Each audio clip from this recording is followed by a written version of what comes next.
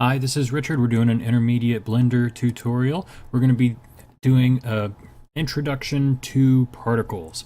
And I've held off on this until intermediate because it is a little bit tricky and you need to know all of the basic stuff first before you start getting into this. You need to be able to easily navigate around Blender and make your way forward. We're going to be starting with hair, and I'm going to do a separate video for the emitter. So first off, well, let's go into Blender, and over here in the properties view we need to go to this little sparkly one. That is the particle button, and we're going to click new. Now we've got all these options, great big drop down menus of options, and it can be overwhelming. So I'm just going to get you started, and then you can play with some of this to learn more about it.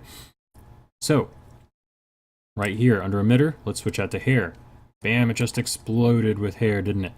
That was pretty awesome. And then you're like, okay, well, that's great. I mean, what?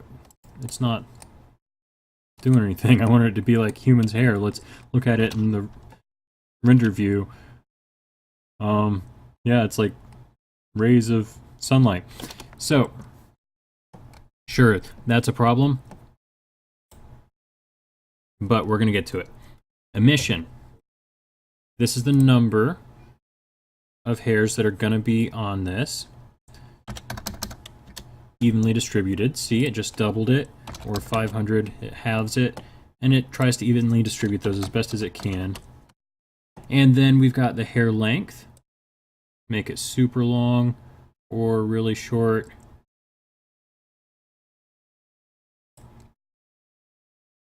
And then we've got hair dynamics, stiffness, mass, bending. I'll let you play with all these. Spring, air. That's more for like physics things, and it can help you a little bit with your renders as well. Then we got render. This is where you can create a unique material. Like if we go in here to our materials tab and add a new material. Let's make this, how about brown? Let's give this little sunshine ball some brown here. And just using basic material properties, you can set this up using your node editor however you want for the hair. And I want to show you this. Under preview, it shows you this sphere. You're probably pretty used to that. You can click this guy over here and it'll show you what your hair is going to look like. And you can go back to particles and click this drop down to change that material. Now, I didn't set anything in the viewport color. There we go. And now once it updates, you see that it's going to show that viewport color for your hair. And then you want it on path for hair, definitely. Strand render. You don't really need to worry about any of these just to start with. So then let's go to display. And this is your display here. So size, velocity, number. It'll put the actual number of each little particle on it. So you can do that as much or as little as you want. Here's the path where each one's gonna go to. Children, this one's very important. Now, let's go back to rendered view. Oh great, we've got these little pointy, I don't know, they look like trees, like those old cartoons where they'd have the flea on the dog, and you'd see it sitting in here. That's kind of what this looks like. It's not great yet, right? So we're gonna add children. Because instead of having to render tons and tons of hair up here under emission and setting this to like 5,000, and it's starting to look okay, well, they're all evenly distributed and all equal, and we don't really want that. We want the uniformity to be not so great, because hair is all different. It's all different lengths. It's all different distributions. It's a little cattywampus. So we're going to go to children, here we are, and click interpolated.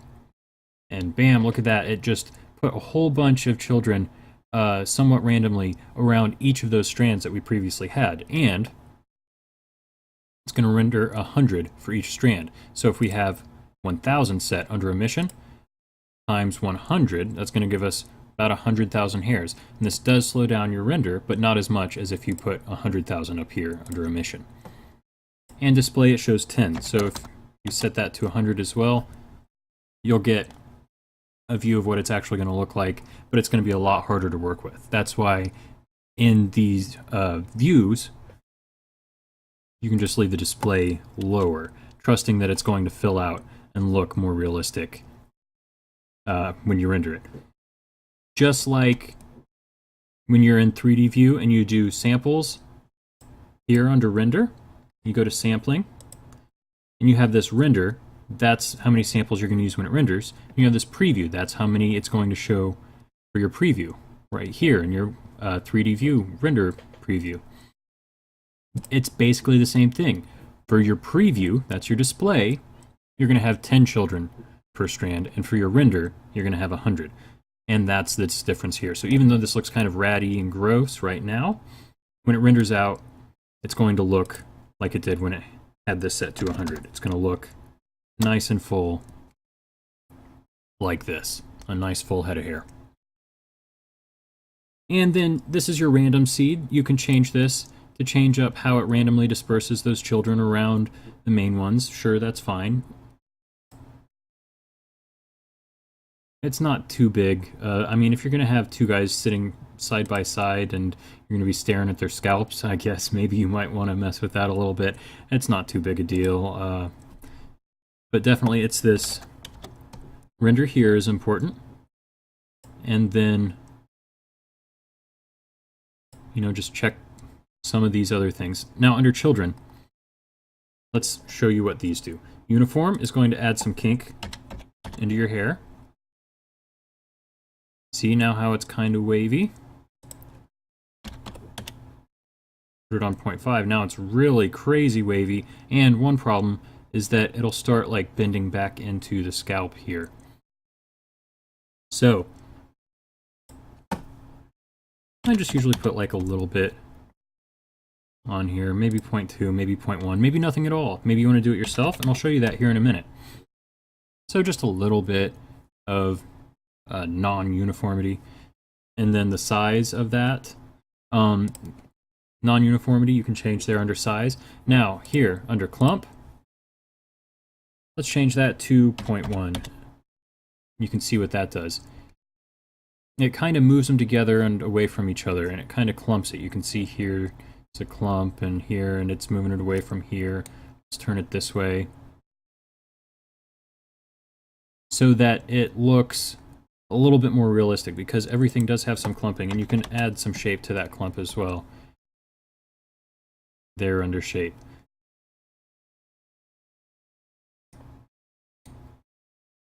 So then if we rendered this out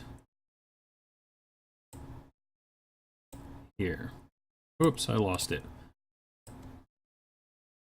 Huh, it was right here under my nose. Okay. It's going to look a bit more realistic without too much trouble. There, now it's not just a big poof ball, it's got a little bit more texture and depth to it since we added the non-uniformity and the clump.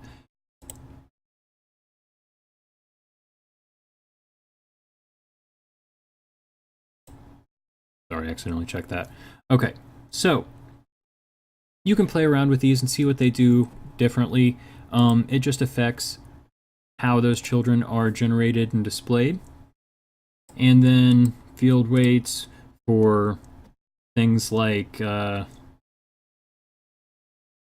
animation and physics. You would use that, so I'm not really going to go over that right now since we're just doing basic. And then force field settings, no vertex groups is interesting. If you know how to set a vertex group, this would be how you'd put hair only on the scalp. So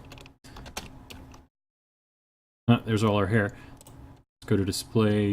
Ooh, is under children. Turn this back down to 10 so that we can work on this. And let's go into edit mode. Now let's say that everything inside this ring is the top of the head. So let's go ahead and, whoops, grab all of this, and then let's also say this is the back of the head. And how about that square too? There we go. All right, we're going to set this as a vertex group, and we're just going to do that real quick. Add one in here. Scalp, assign it to our selected area. Go back here to particles, and under vertex groups, density, scalp, and then, oh, what'd I do?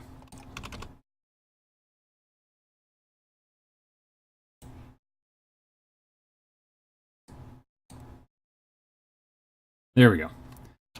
I was in edit mode, so it wasn't applying that. Now we've got a pretty cool dude.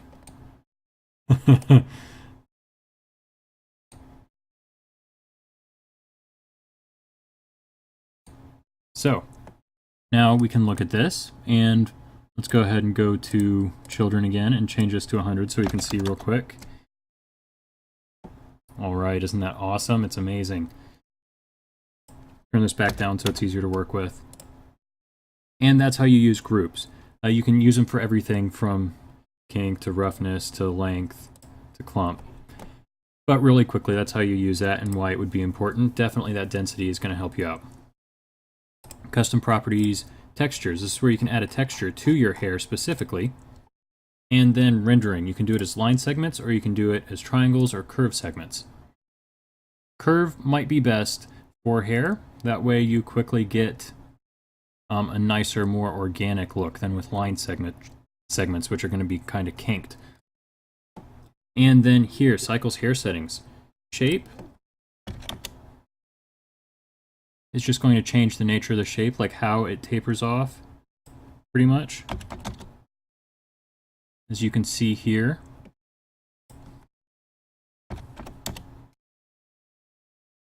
It gets really thin really fast. So like a 0.1's probably good there, but you'll notice these are real thick, lumpy, like porcupine quills shooting out of this guy's head. It's not what real hair looks like at all. So this says from the root to the tip, it goes from 1 to 0. This thickness is 1, that's way too thick. So let's go ahead and turn that down to a 0.5. Now that hair is thinner. It'll probably look a lot nicer when we get the children in there.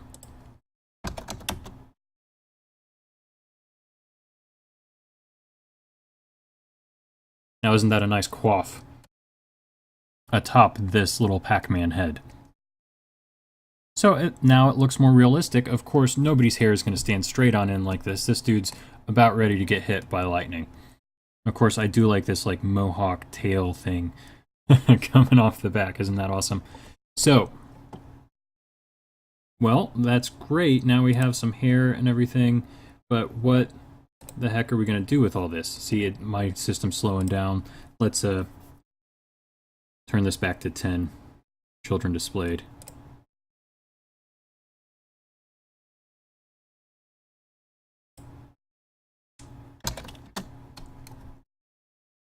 There we go. Thin it out a little bit.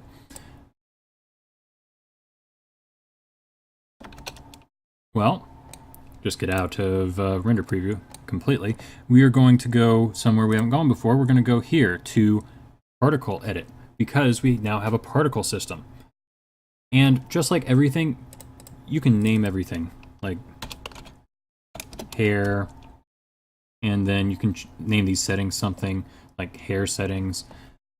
And then even these vertex groups where I showed you that, I named it scalp.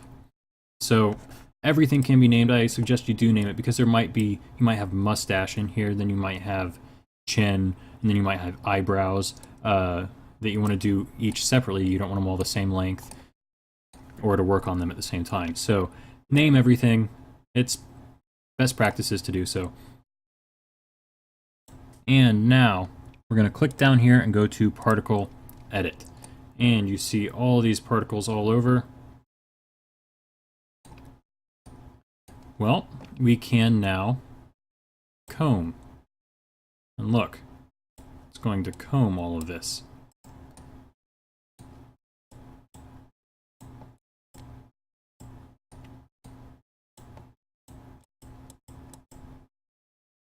Then we have to go back to object mode. And you see it's only going to apply that where we have our vertex group, even though it shows it all over.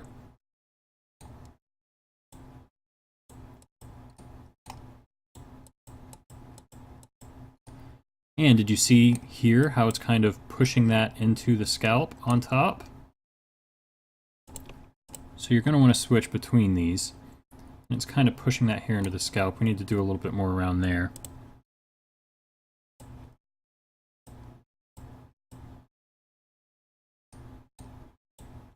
And just comb this. But you can then, once it's combed how you want,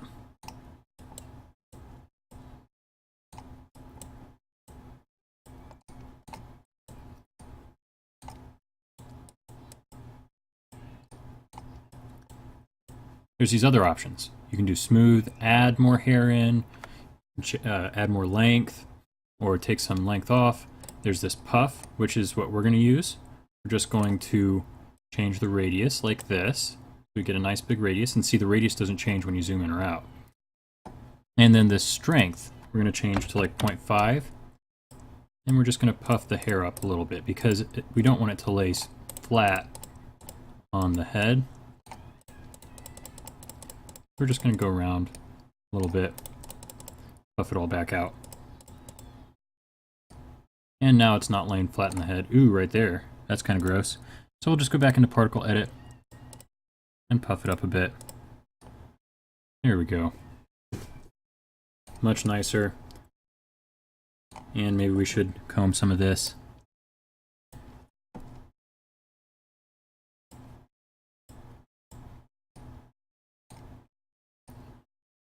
Okay. But then there's weight, cut. Like if you don't use a vertex group, you can come in here with cut and see it'll remove hairs. I think that's a lot harder to do than just using a vertex group. Because, see, I keep clicking on that one and it doesn't go away, and sometimes it'll leave stubble behind, and it's not the best tool just yet. So just make a vertex group so that you don't have hair where you don't want it, is my best advice for that. And then it'll just remove it wherever you hit cut.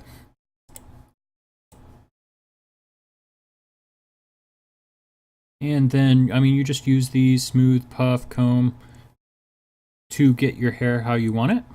Now you have to get out of this and go back to object mode. I mean, it's like you have to, because it won't leave it until you do.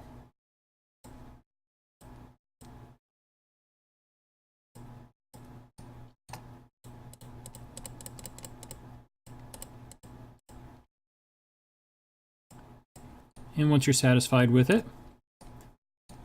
you can be done. I mean, that's pretty much everything that we're going to go over for hair. Let's set up a render real quick to get this beautiful hair rendered out. And let's see if that bald spot shows up. It might. That's why you want to make sure that you spend some time in your particle editing. And you can see it was setting up the hair. Hair does take a while.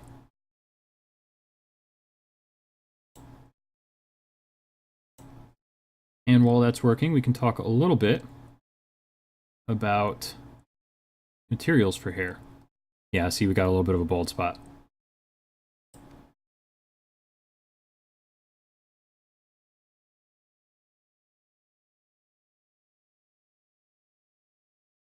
You can tell it's really working computer hard rendering this out.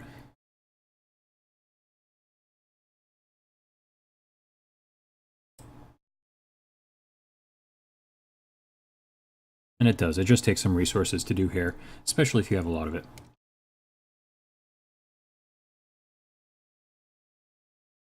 But hair isn't all one uniform color, just like it's not all one uniform length or density. So we go to input and we're going to do a... Nope, it's not a light path.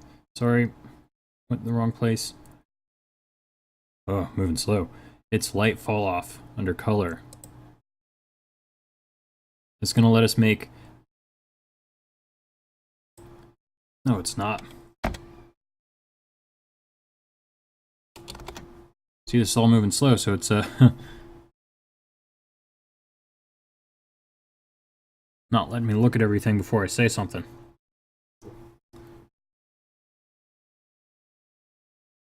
So all of my flaws are visible. Color ramp. That's what I'm looking for. There we go. Third time's a charm. Alright. So it's going to allow us to have one color at the base and another color at the tip. And we're just going to click this one. And this here, this is 0, this is 1. So you can just go here as well. Switch between them. But let's set that one to 0.5. Whoops. No, 0.05. There we go. And then let's set 1 to 0.95. That's going to make the gradient between them here in the middle, and then they're going to have a little bit of a tip of each color. It's going to be a little more realistic. There we go. See, a little bit more time spent in the particle editor combing this and smoothing it and puffing it up would give us a much better result. But you can see already here where I didn't screw it up, like that bald spot that we focused on, but back here, how it lays and it's kind of puffy where I was clicking on it. You might go over it gently with that, or turn it down and go over a couple of times, because each time I clicked it puffed up. And it's soft, and then if we do a few other things to make it look more realistic, it'll work a lot better for us. So let's take this one, and let's grab this brown color first. And this is the tip, so we're going to make it a little bit lighter. And then let's go to 0, and we're going to grab that brown color again. And we're going to make it darker, since that's the base. So now it'll go from dark to light, and you can see that change here when I connect these. See, now there's a little gradient to that. And there's a couple other things. Hair is not this flat, I mean, it's just not flat, I should say. I'll just stop talking there. It's just not flat. It has a little bit of gloss to it. So we're going to add glossy in here. And a mix shader. Connect that. Put this color on both places. And then let's have it reflect light that's a little bit brighter.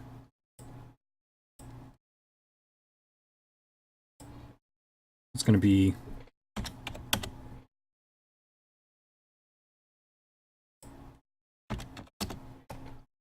90% mix of our color and white. And then let's